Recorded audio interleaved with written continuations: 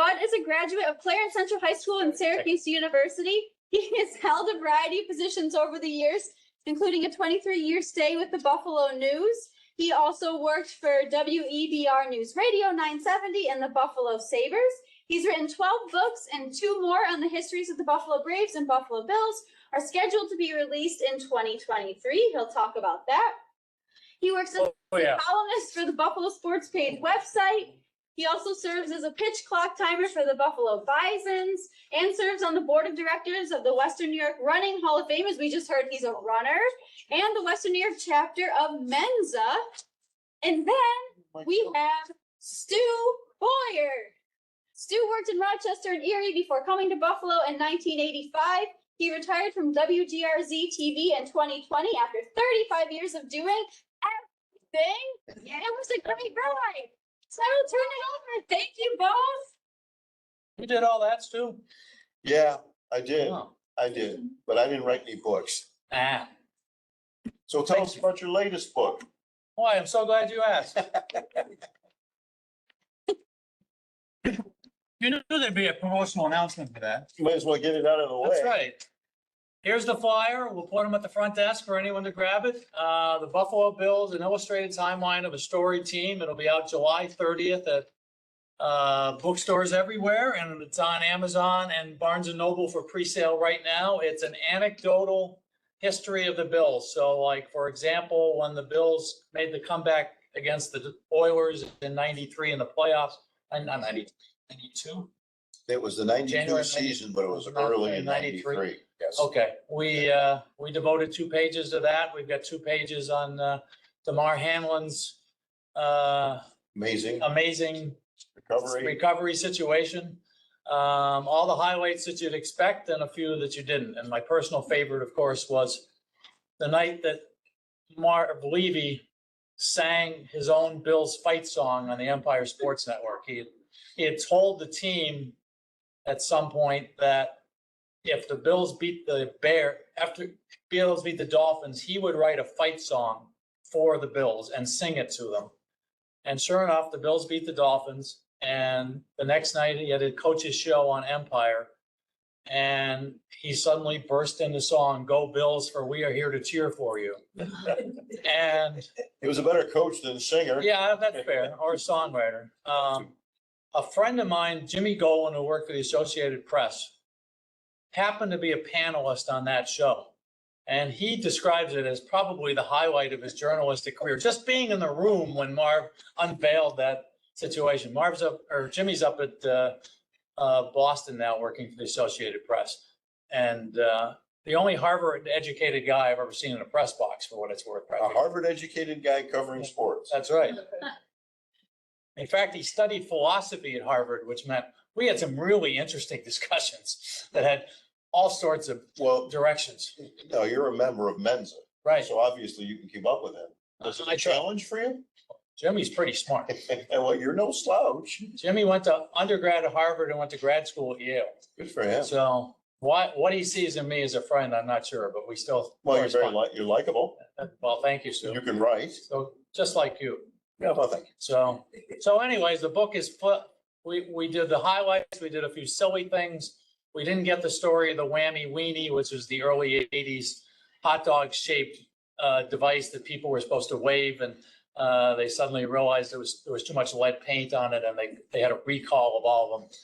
It's not the Bills' finest promotional hour. Whose idea was that? Nobody's coming forward with that one. So, your favorite chapter in that? What was the toughest one to write? Interestingly enough, the Hamlin story was so compressed in terms of time because the book was due to be finished essentially the day after the season ended. And so we only had about a week and there's no way to get an event like that in perspective in historical terms. That's true. So, I mean, we didn't know how the story would come out. And I mean, honestly, Hamlin could have a setback tomorrow and the book would look silly in that sense, but there's not much you can do about it. So to try and put the event in any sort of context was difficult. At least we knew when we finished with that chapter that he was okay and on his road to recovery. That's as far as we could get, and at least it offered a little closure in that sense. Well, the only thing missing from that franchise's glorious history is a Super Bowl championship. Some people have noticed that. Now, the question is, do you think they can do it this year? And how discouraged were you by the loss to the Bengals? Because that was really upsetting. I mean, it was like a total no-show. Here's my other question before we get into that. Remember that Sean McDermott, he's done a great job. Except he's got Yes, one appearance in an AFC championship game, which they lost. See, what I'm afraid of is I don't want the Bills to become like the Oilers were to the Steelers in the 70s, or the Colts were to the Bills and the Chiefs were to the Bills in the 90s. So this is kind of a big year, I would think. I mean, because you got to get back to the playoffs. The division on paper looks a lot tougher. And yeah, good quarterbacks keep coming into the they do. division. Yeah, They do. And Aaron Rodgers. and the AFC. I mean, if anyone like Kansas City, if Agnew doesn't drop that ball from Lawrence in the KC Jacksonville game, I think Jacksonville wins that game. So it's a tough road to hoe in a Let's schedule. Well, we'll start with McDermott. Okay. I guess the question is, do you really want to search for somebody No, I like Rex Ryan or somebody? God Because forbid. Chad Gailey, all the names we went through trying to find the coach, and McDermott has gotten Hey, them to this level, and nobody else clearly has. Now, that said, Andy Reid lost a lot of games in the playoffs with Philadelphia, and everyone was kind of happy to see him go for that reason. Then he gets to Kansas City, finds Patrick Mahomes on his doorstep. we won't mention that the Bills traded that draft pick. We won't. But that's I've wondered about that. circumstances sometimes are a bigger determinant. As long as you get close, it's tough to win a Super It Bowl. is. Well, I mean, look at Marv Levy. He didn't Yeah. do that. You know, he was in Kansas City and comes to Buffalo, had a great run. Andy Reid in Kansas City. You know, I hate to say it, but Dick Vermeil won a lot of games before he Yeah, finally he won did. one in St. Louis. he did. It's tough. And But getting back to the point about, is this the year? Well, I have friends that are convinced that when the 13-second game ended, yeah, I know the where- Bills' window for winning a Super Bowl went like that. they may be right. And they may be right. And Yeah. one of the reasons, without getting too technical and boring the good folks that came out to see us today, is that Josh Allen then was making $12 million against the salary cap. Now he's making $40 million. Now that's good for Josh. I think yesterday Josh spent the day at Oak Hill Country Club playing golf at the PGA course. Well, you Which could was live, pretty nice. you could live pretty high off the hog on 40 million. Yeah. He's got a $250 million contract coming, so, I think he'll be doing okay. I'm not gonna have a telethon for him. But that's $28 million that can't go elsewhere into Right. the salary cap. And these days, that's important. So the best way to win in the NFL is to have a good young quarterback who's making peanuts, relatively speaking. And that window is closed for the Bills. Yeah, that doesn't, some people were saying after the Bengals game last year that go ahead. Just talking about the contract, but I feel like it looked like way more when it happened, but then you keep seeing these quarterbacks getting higher and higher contracts. So it kind of starts to look more like a bargain. So I don't know how that. It is the price of doing business in the That's right. NFL. If you're good and you've completed your rookie contract, you're gonna get Hey, 40 million a year, whatever the number is, and it's probably going up Yeah. the way it works. But that said, if like Seattle had Russell Wilson walk in as an unknown rookie, was making 3 million a year and played like a star, they won the Super Bowl the second year. Wilson finally gets paid. Seattle hasn't been heard from since. Wound up trading Wilson. and then there are other people who say that after the Bengals game, the window was definitely closed. I tend to think the Bengals game, what I think happened was there was just like a wave of emotion from the entire season And that was like the backlash of the wave, from the big snowstorm to DeMar Hamlin. All that emotion at one point was going this way, and then it came back, and I think they all kind of crashed at once.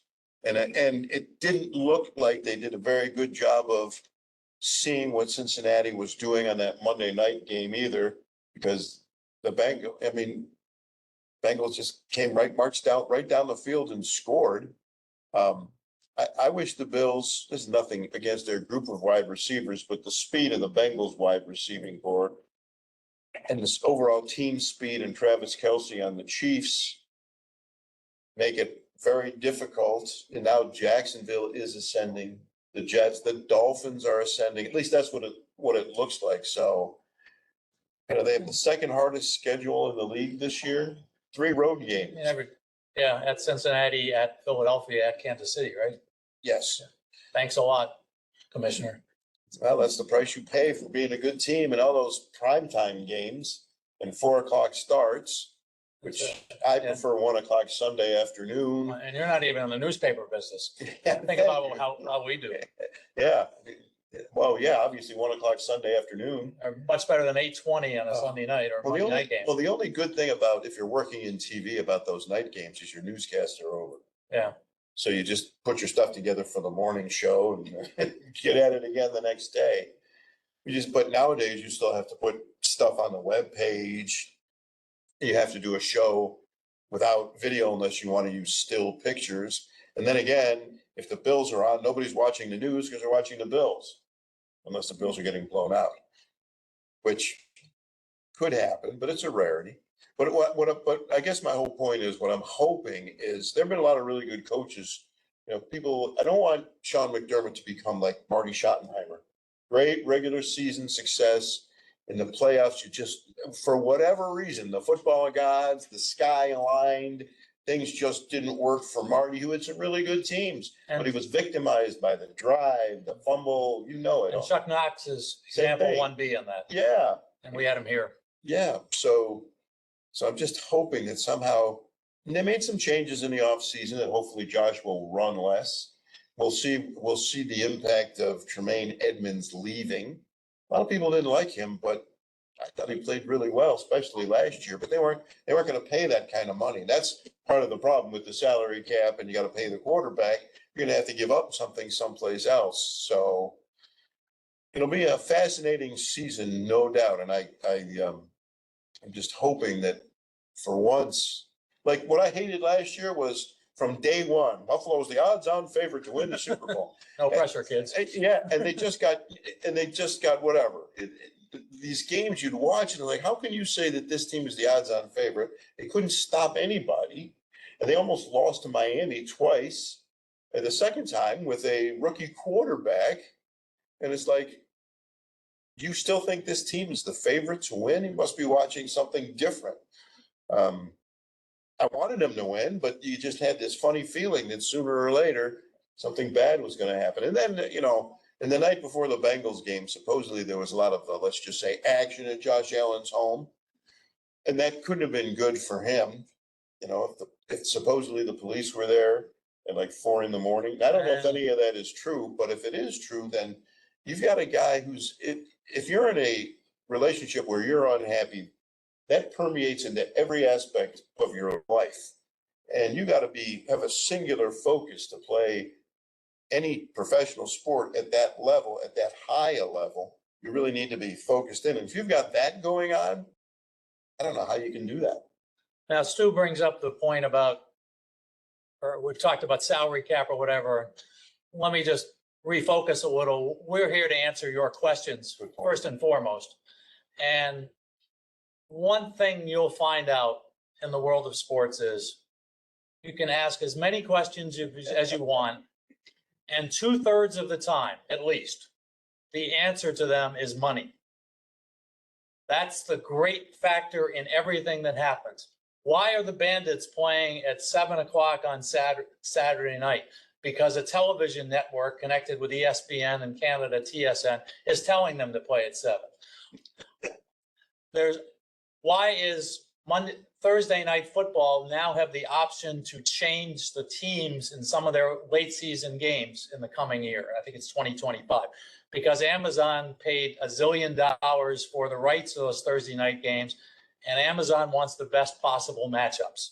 So therefore, if you've bought tickets for a Bills game on a Sunday, say in Kansas City, and have already made plane reservations to go out on that specific day, they could turn around and say, oh, that game's now Thursday. So you can take your non-refundable airplane ticket and try and change it or something, or you can eat it. So the next time one of these professional sports franchises comes out and tells you it's all about our fans, just think about that. It is not about the fans. It's about the money, their money, them getting your money, their businesses. One of my best stories, and Stu's heard this, but Terry Pagula was at the league owners meeting when the St. Louis Rams were thinking of going to Los Angeles. And Terry was pretty new at the time and hadn't said a whole lot and was kind of a quiet figure at the league meetings. And Terry got up and went to the podium when they were taking discussion points and said, quote, "It's all about the money," and sat down. That was all he said. That was his contribution to the discussion. And he's right. And I'm sure he voted for the Rams vote to Los Angeles, which now they're playing in a $2 billion playpen in suburban Los Angeles. Isn't that amazing that billionaires have the absolute gall to get up to a microphone and go, hey, it's all about the money? Come on. Isn't that amazing? That just is absolutely mind-boggling. But it's true. It is, Yeah. it is about the money. And in the NFL's case, there was a great stat when they were talking about the flex plan. 7% of all NFL fans actually go to a game. That's it? That's it. 93% never set foot in an NFL stadium. Wow. Where did you find that one? It was in the paper yesterday. Sorry. Yeah. 7%. 7%. That is mind-boggling. Yeah. Well, since I retired, I haven't gone, well, we went to one Bills game. We went to Jacksonville for that unmitigated disaster. But you know, when you're retired and you're not working in it, it's really easy to sit at home and watch the games. It is. And that way, when something goofy like 13 seconds happens, you don't have to walk out of the stadium. You can just storm around your own house or do whatever and have nobody see you. And, you know, not that the disappointment and just the mind-bogglingness of 13 seconds away from a trip to the AFC Championship game. Now, the one thing I did say at the time to anyone who would listen to me, which on a given day might be my wife. Don't and jump in daughters, there's no guarantee that they would have beat Cincinnati to get to the No. Super Bowl. So, but a lot of people thought that the Bills would have beat the Bengals easily. I'm not so sure that was the case. But anyway, if anybody's got any questions, fire away. Raise your hand or whatever. 13 seconds. We went to prevent, is that what, is that the qualifying thing? Well, as I understand it, Tyler Dunn, a former coworker of mine at the news, talked to some Bills anonymously, and the first mistake was kicking deep into the end zone. It's true. There was a lack of communication between the coaching staff and the kicker to tell the kicker, pooch it to keep it in play so that they'd either fall on it immediately and have an extra 25 yards to run, or run it and kill time that way, and they wouldn't even have the 13 seconds. So something broke down there. And naturally, in that situation, you're going to play back, but obviously whatever coverage they had planned didn't include covering the best tight end in the league. I don't know how is that possible? Right. It's amazing. And that's why, and that's the reason the special teams coach wound up in Jacksonville the next year. Yeah. It was like Bruce DeHaven and Home run Music- throwback. Music Yeah. City. Yeah. disaster that they call Miracle in Nashville. That was. Yeah, you know, the problem is you have great moments in Bill's history and some of the worst moments are incredibly awful, wide right, 13 seconds, Music City Miracle. Can you name another franchise with 3 such moments that immediately come to mind? They probably play in Cleveland if they do. Yeah. Yeah, well, I can think of one. Well, I can think of a lot of them. Well, yes, right. For the Guardians and the Browns too. the drive and the fumble immediately come to mind. But we're here. We don't care about those. Well, you do because you write books about them. Yeah, I got another book coming out on Cleveland sports history in the fall. And I keep telling you, it's the lake. It's the same lake, and that's why these cities have such heartbreak. Well, hopefully the Bills can get it done this year, and it never gets easier because every team changes. The Bills have changed a little bit this year too, and it seems to me in the NFL now, you need one or two more stops defensively because points are going to be scored because it's an offensive league. So if you get the one or two more stops, your chances of winning that game, I think, are exponentially better. Can't argue with you, Stu. Okay, that's I good. could try, but I'd fail. And what exactly is Mensa anyway? Which you Mensa- remember of? Yes, this has very little. I The know, but title I'm says, curious. let's talk sports. Yes, I know, but I'm I can- curious. I can tell people about my Jeopardy experience too. Well, if they want to hear it, that's a great story. I think of you when I watched the Jeopardy champions. Yeah, they wouldn't let me in with a, But you were on the show, most people can't say that, that's but true. Mensa is, Mensa is quote unquote the high IQ society. gotcha, okay. You have to take a standardized test and score in the 98th percentile, which I did with SAT scores back when I was 16. So I may have been technical genius when I was 16. There's no saying what I am now. Well, you did it, so good for Yeah. you. And the one thing I do with that is we are back in the speaker series business. I bring in people to the History Museum for hour-and-a-half talks. We did one last week with Don Paul. Talked about his career and the weather, and I got to ask him, what do you do when you really mess up a forecast? Well, I'll say this for those weather guys, they got a great gig. The only people in the world in media who can be wrong 50% of the time and still keep their jobs. And imagine if you could do you're writing a sports story and it's like, well, it's going to be partly cloudy or partly sunny. What's the difference? Well, they partially won or they partially lost. That's great work if you can get it, right? So, We're gonna have Vic Carucci in October. Vic will be great. So I don't know about this year's Bills team. I like what they did. Hopefully Josh doesn't run as much as he did. Hopefully he doesn't have to.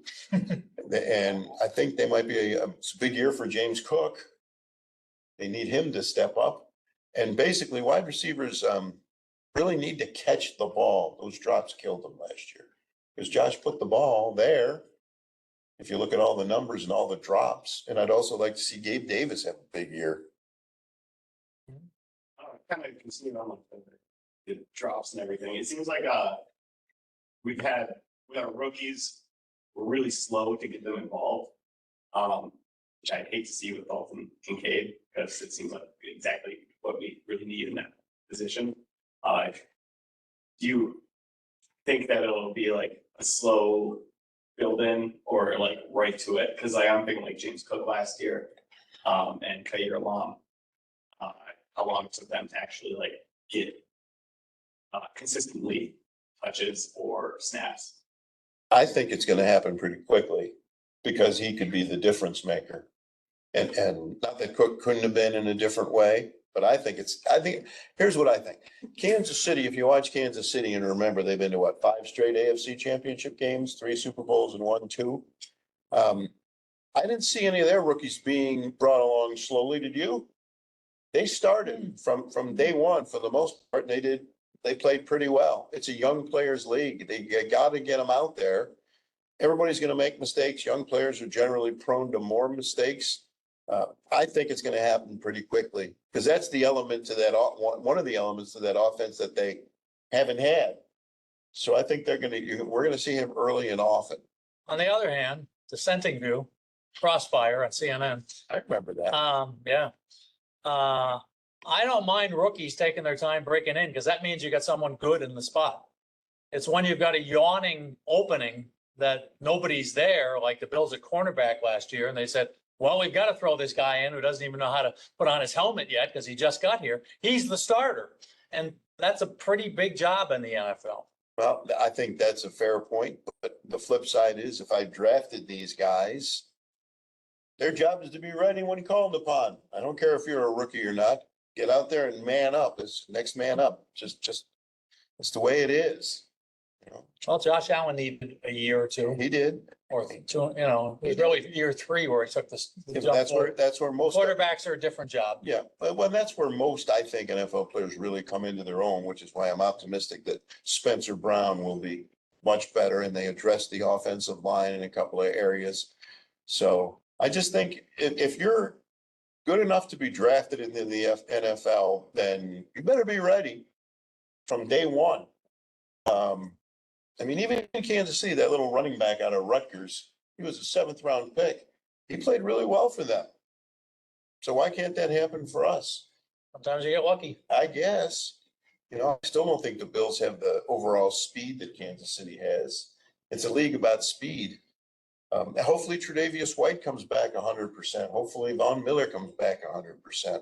And who knows when Von Miller is going to be ready to go. So, and thankfully they don't play on Thanksgiving this year. You know, 2 years in a row and 2 major injuries. Yes, Kate. What are your thoughts about the international games? We're going to London, right? Me personally, I hate them. I just don't like them. I mean, it's like, I get what they're doing. They're selling the sport internationally. Maybe I'd like it better if a couple of Premier League teams came here to play soccer, but I just don't like them. Again, that's all about the money. But, you know, the Bills game against Jacksonville is a Jacksonville home game, I think, right? No. No, it's a Bills home game. So, okay, There's 8 home games plus that one. okay. So is there a benefit to the season ticket holder?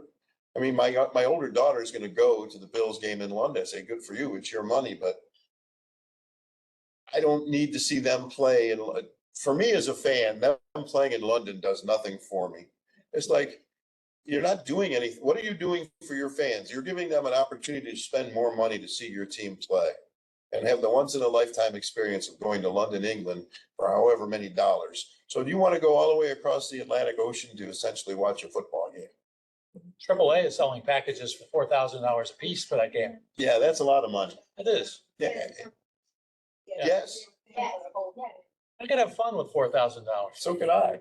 But I mean, so I'm not a big fan of, I get why all the leagues are doing it. They're selling their sport. And of course they're making money. It's just, the only good thing, and this was actually better when I was working at Channel 2, it's a 9:30 a.m. start.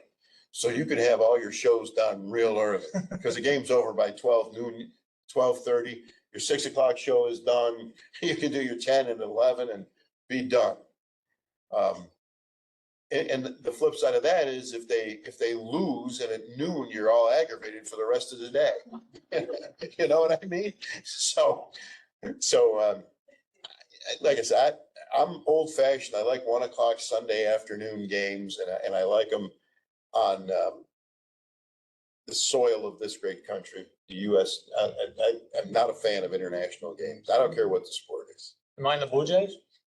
Well, that's North America. I love, no, I have no issues with the Blue Okay, Jays. I'll just I check. like going to Blue Jays games. The one problem I have in the Rogers Center is it's really, and it's great lighting, but for some reason, it's hard for me to see the ball off the bat. So instead of watching the ball, I actually have to watch like the shortstop or the outfielder to see where the ball is going. That's the only place that happens to me, which is really kind of weird. Now, when the pandemic was going on, speaking of the Blue Jays, I covered a couple of baseball games just down the street in Salem Field with no fans. That had to be weird. And it was sort of like going to a high school game with, a couple parents around. I mean, there were a few workers and media types scattered about the building, but it was generally empty.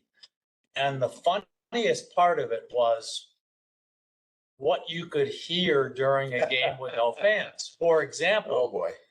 Ryan Mountcastle hit a home run for the Orioles. He comes around the bench and I could hear the Orioles dugout exploding with cheers and greeting him when he got back into the dugout. When a guy hit a little soft fly ball into short right field, the right fielder's coming in, the second baseman's coming back. I'm well behind home plate, top of the lower level. I could hear the right fielder calling for the Wow, ball. that's- I got it. And You don't hear that at games because it's drowned out by the typical noise and the organist or whatever. It's a very surreal experience. I went to a Blue Jays Orioles game at Salem's Field. And they were mostly Blue Jays fans, but what it reminded me of was, I grew up in Rochester. The Red Wings were the AAA affiliate of the Orioles. And it reminded me that the Orioles have a tremendous following throughout the country, because I couldn't believe the amount of Orioles gear and Orioles fans in the ballpark that night. And once again, they're playing good baseball, so that's good to see. Maybe not for you Red Sox fans, but for baseball. So, but that had to be pretty incredible. Did you get to cover any Sabres games in the arena with No. no fans? Didn't get a pass for that one. I was retired by then, so I was at home with my TV clicker. And The phone is talking. and the answer to the other question is I don't miss working at Channel 2. I had a good long run, and I'm grateful it's over. It was fun. I'm good. Uh-oh. That's a horrible sound. I think we bored someone to sleep.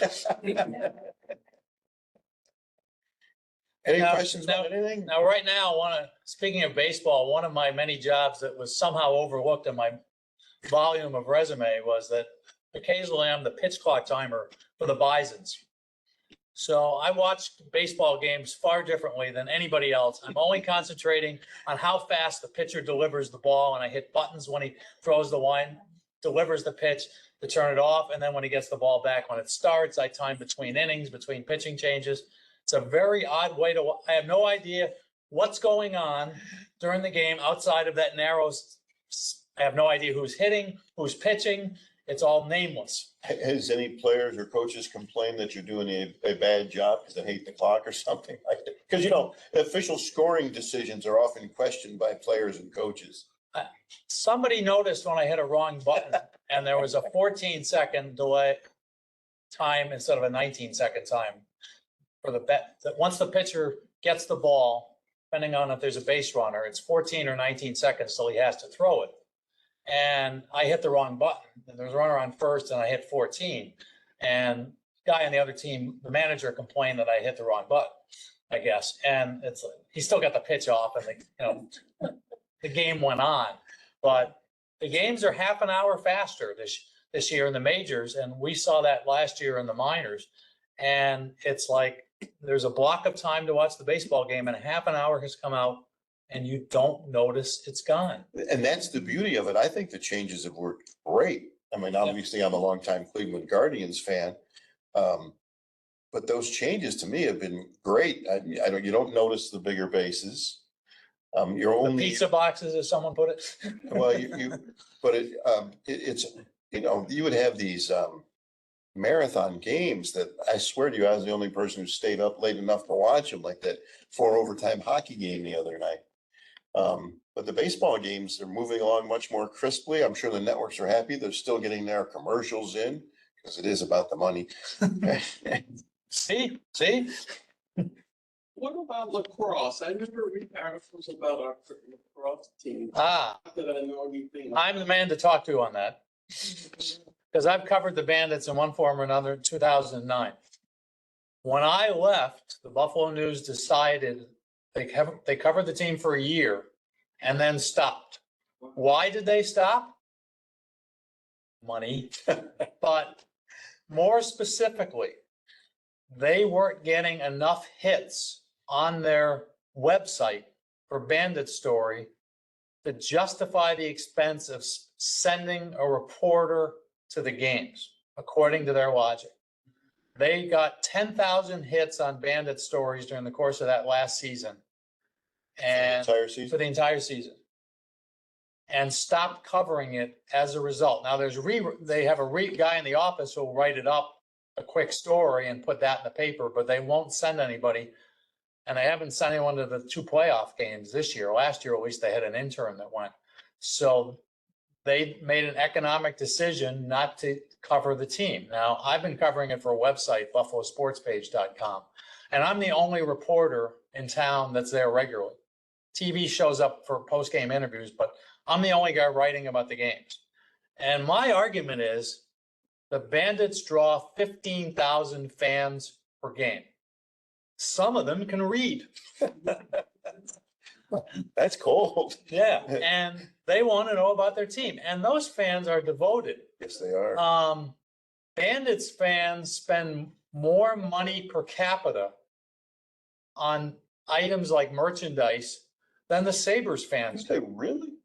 That is shocking. And you think about it, the Bandits, I think it's fair to say, appeal to a lower income.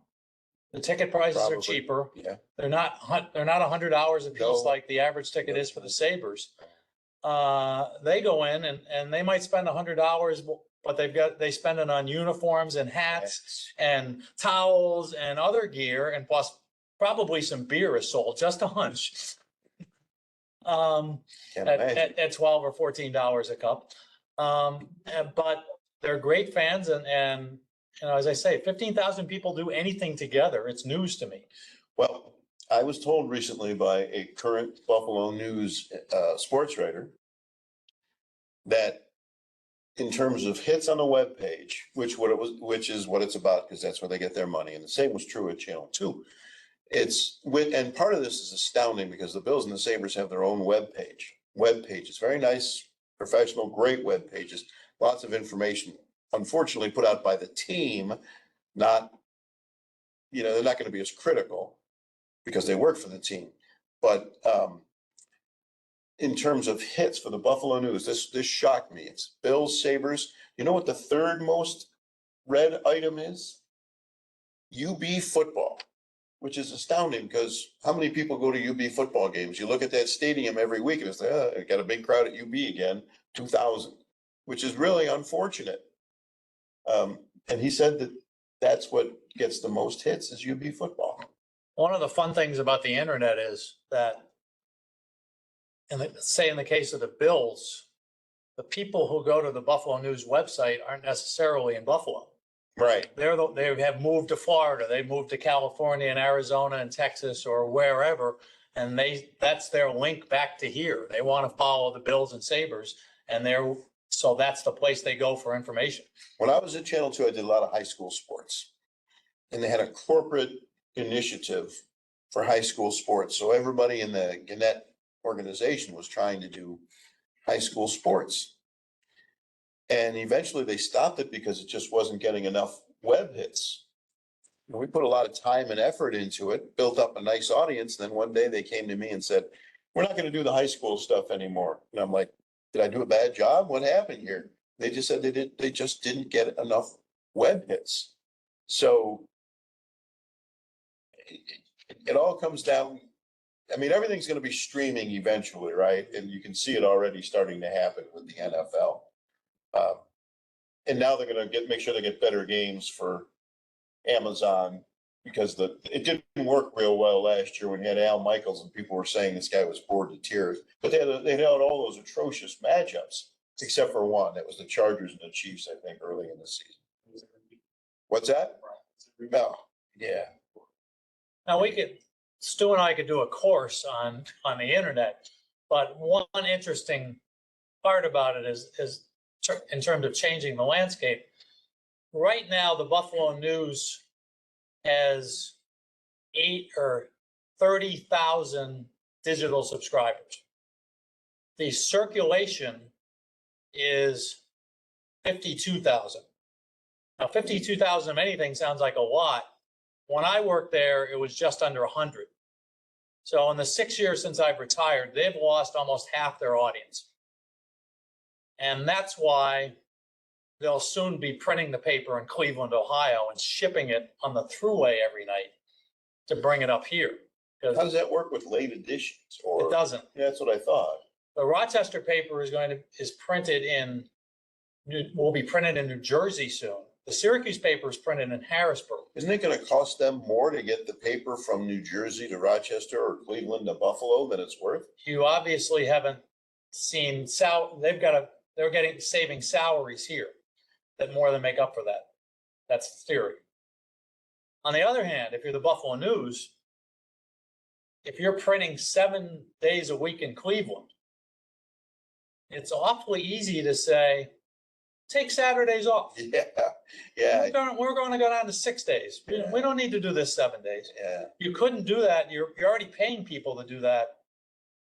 Print the whole week's paper in Buffalo. You have weekly salaries, but if you're doing it on a per day basis, that could save you a lot of money if you don't have anyone printing the paper in Cleveland 1 day out of 7 or 3 days out of 7. How long before newspapers are all digital and no longer printed? Because that's coming. That's a good question, and we might be in single digits in years by now, And I mean, what about like, less than 10. it's not sports, but what about editorials and that kind of stuff that newspapers have always had to try and influence people? I mean, is that just gonna go away? I Or don't think so, I don't think so, but but I mean, it'll be tougher to get attention. I mean, is there ever It's gonna not be, just part of the paper that you notice as you fly by. is there ever gonna be another Charles Krauthammer, George Will, or you know, some of these other great writers who I, didn't mention? I think the New York Times and the Wall Street Journal and the Washington Post will be here indefinitely in some form. It's the rest of the papers I worry about. And let's face it, the Buffalo News covers the city better than anyone else just because of manpower. I'm not downplaying the contributions of your Electronic. coworkers at Channel 2 and the TV people by any means, but they just don't have the bodies. But No, again, when I started the Buffalo News, the news had 24 sports people on the staff. It's at 10 now. So are we covering it less than half as well, or less than half of pages, or all the above? well, and the others, those 10 people now have to do a lot more than those 24 did. Because now, if you're working in the media, you have to use your cell phone. You have to be really good at the internet. Now they have things like VPNs, virtual personal networks, FTP, file transfer protocol, and all on the computer. And every second is a deadline. Yeah, that's right. And Now, when I started at the news, I think our deadlines were, say, 10 PM and midnight. That's when the paper went to press, and once that was gone, it was gone. Now, whenever there's a story that needs to be written, you need it in now. And that brings us to stories like this. Amy Moritz used to cover the Sabres for us. She's now working at some nonprofits in town. Amy was waiting for a quote or a fact about the Sabres one night. She was already scheduled to go to the movies. So she brought her laptop to the movie. And when she got an email with that information, she turned on the laptop and typed it in during the movie in the dark and sent the story from there. That's the type of pressure that she's under, and all the reporters are. well, And it's killing, it's just, the stress is killing people. well, Almost, perhaps not just figuratively either. well, and the point is that the internet is an insatiable monster, because the second something's out there, it's dated. On to the next one. It used to be, you had a deadline for your 5 o'clock, 6 o'clock, 10, 11 o'clock newscasts. Now you got a deadline, they want you to do the story, and the first thing they want you to do is get that story up on the webpage. So the media has changed. A lot of things have changed how we cover sports, but there's nothing bigger than what the internet has done. It's literally revolutionized society. We're getting away from sports here, aren't we? It's okay. Okay. Anybody got any more questions? Knowledge is power. So it's Whoa, ignorance is not bliss. But she does. that's true. Can I quote you? That's very true. Very true. So, and I'm real excited about the Sabres' future. I haven't felt this good about that team in a long, long time. Might have actually finally found a goaltender. And, they missed, here's the part that really, I think, gets to me, is they missed the playoffs by 1 point. The last team in is now 1 win away from the Stanley Cup Yeah. Finals. And of course, the other side is Jack Eichel and Sam Reinhart, who were both here, are most likely most likely play against each other in the Stanley Cup Finals. If that doesn't scream Buffalo, nothing does, right? I mean, really, that's a separate book for you. That's all I need is another Another book right book, now. yeah. Well, I'm trying to keep you working. 3 is enough right Yeah, now. I'm trying to keep you working. One funny story, Kevin Adams, the Sabres general manager, I've only had one face-to-face dealing with him. And it was at the 1999 playoffs between the Sabres and the Toronto Maple Leafs. Kevin was a member of the Maple Leafs. And the key part of the story is not that Kevin Adams is a graduate of Clarence Central High School. Like, but It's that I'm a graduate of Clarence Central High School. So I went up to him in the Leafs locker room during an off day and was going to do a story on it. So I said, Kevin, Bud Bailey from the Buffalo News, and more importantly, Clarence Central class of 73. Oh, yeah, how you doing? Now, where did you live in Clarence? And he says, well, I'm off Ransom Road, you know, in that development there. Oh, your father's a pilot, right? It was like, you know, old home week. And it was really cool to have that sort of conversation with an NHL player. So out of the norm, talking about high school teachers that we might have shared several years apart. So when they picked Kevin to be GM, it's like, all right, I've talked to this guy. He's okay. He's pretty sharp. He knows what he's doing, and not just because he went to Clarence. that's But awesome. he's come in and done exactly what he should have. I agree. He said, who wants to be here? We're going to rebuild this team. If you don't want to be here, we don't want you. We'll find someplace to ship you. And they shipped out Reinhardt and Eichel and Ristolainen and changed the course of the team. And they took a step back so they could take 3 steps forward. And so far, at least, they've succeeded. Now, the hard part's to come. There's no guarantees from here, but at least they are competitive and you can see what the future looks like. And they're fun to watch because they generally score goals. And they gave up a few too many last year too, but at least they scored a bunch. And I think they hired the right coach, you know, after the disaster. Since Lindy Ruff left, they went through a whole bunch of coaches and they finally, I think, got it right with Don Granato. I think he's the perfect guy for this team. Right now, he has been, yeah. The problem is, of course, with coaching is that certain coaches are a good fit at a time and then Yes. circumstances change. And sometimes you have to look at the Toronto Maple Leafs, who were ushered from 0 to good by a certain group. And now that group has plateaued. And they just fired the general manager, and the general manager the new one is going to be tempted to fire a new coach. And we have to see what happens. And that could go up, that could go down, that can remain the same. It's a very difficult business. It is, yeah. Professional sports, it's fun for us, but for the guys in it, it's brutal, right? I mean, if you look, the New York Rangers coach, they had 100 points 2 years in a row, I think. And they lost in the first round of the playoffs in a game 7 in overtime, and they got fired. So is this next? Well, look at Boston, the Bruins. They fired what's his name, Bruce Cassidy, who's with Vegas now, and he's got them 2 wins away from the Stanley Cup Finals. And the guy they hired, Montgomery, had a great regular season. They lost to Florida in the first round. See you. So you know, there's no guarantees. I'll tell you a funny story about the job in pro hockey. I was talking to Darcy Regier once, who's the general manager of the Sabres some years ago. Said, can I ask you an odd off the record question? Oh, sure. I said, is your job as general manager any fun? And he paused and said, it's funny you mentioned that, because one time I came up to a group of general managers and they all looked like someone had just told them their dog had died. And I said, well, you guys sure look like you're having a barrel of laughs. And Bobby Clark, who was the GM at Philly at the time, said, Darcy, if you're in this business to have fun, you're in the wrong business. And he said, the fun I get is from dealing with the people in the organization like Wendy and the others that I really like and enjoy being around. But the other stuff, not so much fun.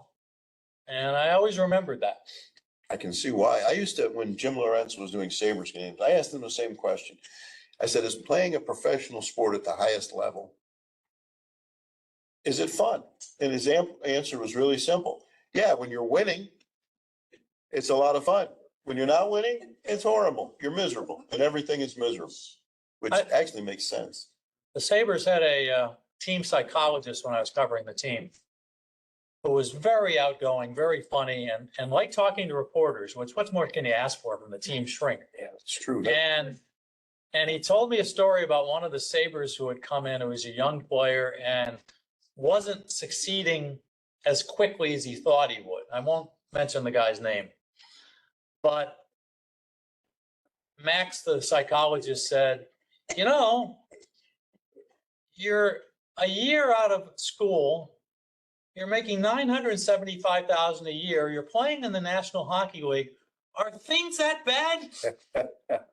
I say, yeah, you're right. I guess you're right. But the pressure is just enormous. Well, and if you think about it, there's external pressures, but it's that internal pressure that drives these guys. It's part of the reason they're great athletes, right? Most of them are probably perfectionists. They have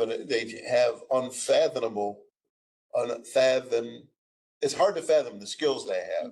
Good job. Thank you. To do what they do. It's, they make it all look so easy, and if it was easy, we'd all do it, right? I mean, Josh Allen makes it look easy to throw a football 70 yards in the air. Tage Thompson makes it look easy to skate around 3 people and score goals. Looks easy. Imagine if it was that easy, we could all do it. Rob Ray once said something thoughtful. It's not a Only contradiction in once? terms. Well, he's Rob Ray. I like Rob. You know what his best line was? I thought this was great. After the Sabres had a horrible first period against somebody, it was a couple of years ago. And he goes, somebody throw some coffee on these Sabres and wake them up. I was like, well, that was a really good line. Rob and I did Psychologist on their medical team. it's more of an advisory, I think. I think they can call one in when necessary. Stress. I don't think, Rob Ray said that for him, there was hardly any pressure because he played 5 minutes out of 60 during an NHL game. And occasionally they'd ask him to get into a fight. And he'd go out and exchange some punches and go sit in the penalty box and feel shame, as the joke goes. And then be set free, quoting Slapshot, and sit down for a while. And they said, there's no pressure there. But the guys who are at the top of the league, if they don't score in a game, they don't think they're ever going to score again. And it's funny, for example, Pat LaFontaine was practically a saint in this town, and deservedly so for a number of reasons. The most insecure guy about things like his skates weren't sharpened enough. He would sharpen them 5 times a game or between periods, and the sticks were never right, just worried about every single detail. And again, he's expected to score a goal every 2 games, and you go 3 games without a goal. Am I losing it? Am I going to be sent to the minors? Is my career over? Those guys have to fight demons almost every step of the way. And it's just fascinating. You think in some ways they've got the world on a string, and they do perhaps, but they're always afraid they'll lose it. And the good ones use that as motivation to keep playing. But boy, it's not an easy life. Well, and the most amazing thing is all these great athletes, their confidence grows and shrinks. And when you lose the confidence, it can be very difficult to get it back for the reason you just explained. Like Lindy Ruff talking about a losing streak is you feel like you're never going to win again. You were going to ask us a question. I was just gonna contribute kind of with being a mental game, like golf with the PGA Championship we just had, like Brooks Koepka, how he wasn't sharing his new mindset that he was going into this time as opposed to other tournaments. The bridge was just you out there. It's so interesting. He's got his caddy. Well, I was watching Mickelson play at some point. He had a blind shot to the green on 2, and he hit what he thought was a great shot. Oh, God. And it first landed about a foot from the cup, but then bounced over the green, down the hill, and into heavy grass. So everyone's cheering back at where he hit the shot 230 yards away because they thought it was a great shot. So he's smiling and giving thumbs up and walking up the fairway, and he finally gets to the green. It's like, where's my ball? And somebody says it's down the hill, and again, he looked like someone had said, your dog just died. Because he trudges down the walkway and like chips, and he chips it about 25 feet past because you can't make the ball stop in that situation. He three putts, it's a double bogey. So he thinks he's got to tap in for a birdie, and he winds up taking a 6. And then he has to go play the next one, Right, immediately. you know, so. Brooks Koepka was at the Florida Panthers game last night. Apparently he's a big Panthers fan, which I didn't realize. All those golf pros hang out in Florida. It's not necessarily a bad place to hang out, you No. know, especially from say like November 15th to say maybe May 1st. Ah, But I like the Four Seasons. I really do. I do. Anybody got any other questions about anything? we're here to help. I had this thought the other day about, this is going back to football and kind of about this decisions where I don't know if this will be a decision. Tamar Hamlin, he's like the favorite for comeback player of the year by a long shot. Micah Hyde, Jordan Poyer, now Taylor Rapp. He says he makes the roster. Yeah. You know, and then how do you handle that? Where he's like a national hero or sensation around the league. And you just articulated why I'm glad that I don't have to make those decisions, and why Brandon Bean and those guys get paid an awful lot of money. That's a very interesting thought. I would guess that he was playing 5th or 6th defensive Yeah, back. he was not high on the depth chart. So I think that's fairly high. High enough. I think that's high enough. I think they'd probably keep him. Me too. I think he'd probably win if it came down to a coin flip, he'd probably win the coin flip. And I'm sure that's what you're getting at. If it came down to if A or B and equal, Hamlin wins. I think someone's going to have to be clearly better under these circumstances to beat him out. But on the other hand,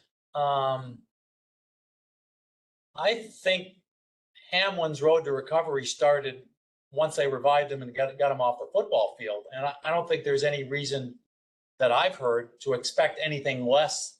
I think he's already had a full recovery, and then now it's just a matter of proving he can do it on the field. And if he can do that, I think he'll be fine. But he wasn't ticketed for stardom the way his career had gone before that. But yes, it would be tough to cut him, and there are ways you can. There are so many lists in the NFL, as we're fond of saying, I also think, PUP list and injured list and all that you could hide him for a while, and if it didn't work out. on a little bit of a different note, he is by far one of the most inspirational people that we've seen on this planet in a long time. And all the good that the near tragedy, and thank God he's okay, but look what he did with that. And look how many people have benefited from what he's done. So he's kind of one of those special people that are on the planet. We don't always find them, but we found him, and look what he's done to contribute to the good of humankind. So. And he never knew that was in him. No, probably not. Well, maybe he did, because it's from everything I've read about. He was always one of those guys with his little brother, with his pit teammates. He was always one of those, from what I could tell, one of those guys with a special aura around him of lifting up others. And then he just took a gigantic leap with what he's always done. We can walk probably 4 blocks from this building and find a dozen people who could be like that, Yes. who are heroes in their own way. Yeah, that's very true. Very true. More questions? Anybody? Joni, do you have any questions? You there, Joni? Got any questions for us? Okay.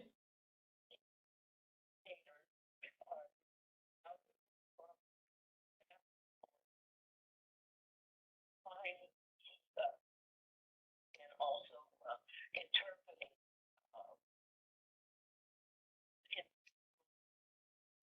maybe can't see well, but on the interpretation of these wonderful people. I think that I hold you, I keep feeling like I go up and commentators to come back. Have you. What have you. So I enjoy it. I'm so sorry I wasn't here today. Well, we'll go find that Uber driver and beat him up for wanting to charge you so much money. But we're glad you were at least able to join us by phone. We wish you could have been here in person, but. Thank you so much. You guys are great. I Thank know you. Stu on commentators. I watched Tony Romo. And he predict plays. He's amazing. It's amazing, and I know he's an NFL quarterback, but you just get a little insight into how his brain work and what he's seeing. And Peyton Manning's the same way. They're just so good at their jobs, and it carries over. The one trouble they might have is the audience is so wide ranging in terms of interest level. It's hard to, Romo obviously knows more of us than all of us put together times 10 in terms of football, but it's hard to know what level he has to come down to make it understandable to the entire audience. But he's very good at that. Yep. And those two guys you mentioned have quite a knack for being succinct, making a point so that everyone can understand it. And that's just a unique skill set. I think it's one of those things where you either have it or you don't.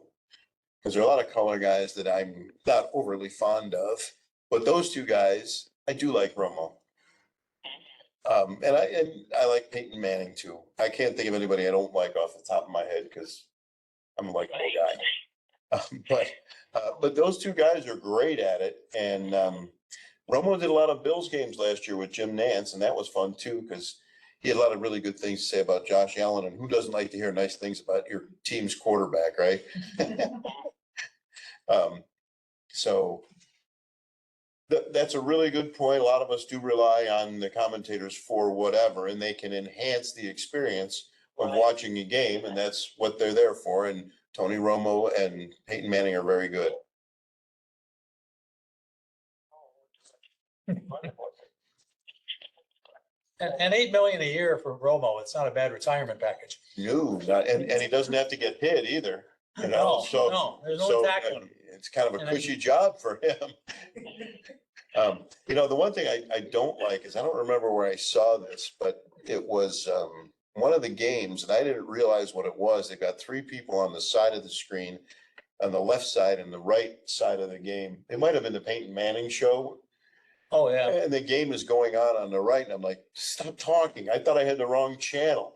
I was like, I just want to see the game. I don't need to see the three of you over here and the game over there. Go back. And I realized I had the wrong channel on. Even a TV veteran. The same thing? Yeah. Even TV veterans can't organize work the remote properly. Yeah, well, if smart TVs were not invented with me in mind, and I don't even like picture in picture. I'll click all the time back and drives my wife crazy. But I can't stand picture in picture because I can't see either one. So. One's enough.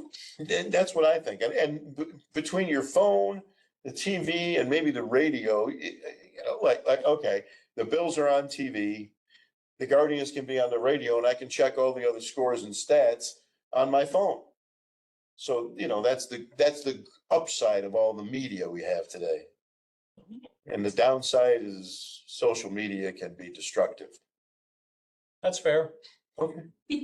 I try to use it for good. Yeah. For good.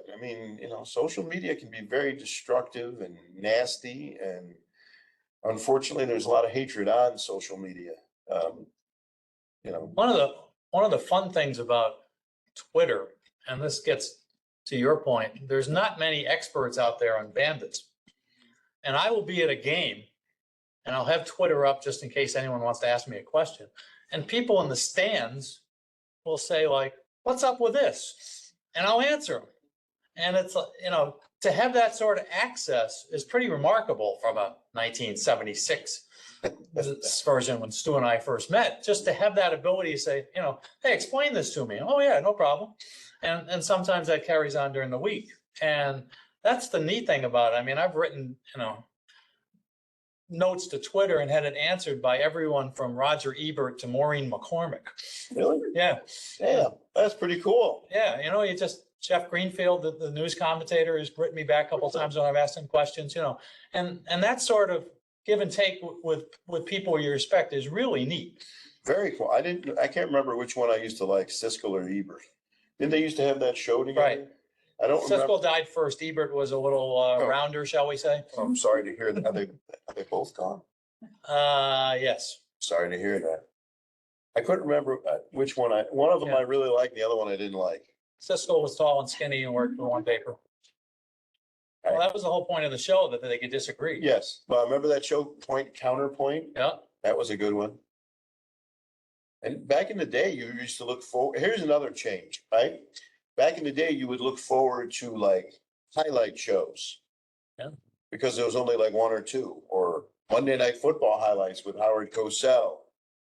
Now there's highlight shows everywhere all the time. And what makes them stand out is the personality of the individuals doing the show. Like, I think Scott Van Pelt's tremendous. I think he's very good. He's the bald guy, right? I like him. He does a nice job. My favorites were Oberman and Patrick of the ESPN days. They were great. They practically invented the form They did. They were of terrific. smart alecky. Well, and there was Fred Hickman, and what was the other guy? Nick Charles from Nick CNN. Charles. Those two guys were both very good too. But, and this is something Stu can address better than I am, but growing up in the dark ages when we had 2, 4, and 7, you used to watch the station's local news and wait for the sports news. And I tended to watch the stations that showed the most national highlights. Wow, that's flipped. Way back. And now you hardly ever, I was going to say never, but it's hardly ever, see like a national clip on 2, 4, and 7 at 6 or 11. They just given up on trying to compete with the ESPNs of the world and said, okay, we're going to show you the same feature at 11 as we did at 6 on a Bills backup long snapper. Well, you're And lucky. you never see anything unusual that might happen in Major League Baseball that night. But in the 70s, that's what you looked for. You hoped that they not only would cover the local stuff, but tell you what's going on nationally when necessary. Well, nowadays you look for great video. Doesn't matter what it is, as long as it's kind of video that people will remember. And you want to be as local as you possibly can, although they say they don't get a lot of hits for high school sports on the webpage. But, they'll cover Bills and Sabres. It's mostly Bills and Sabres on 2, 4, and 7 now. Because again, that's what's driving everything. That's what get the web hits. You'll see some Bisons, you'll see some Bandits. But it's mostly Bills and Sabres. Some college stuff. Yeah, you'll see UB basketball, Canisius Niagara, some college hockey.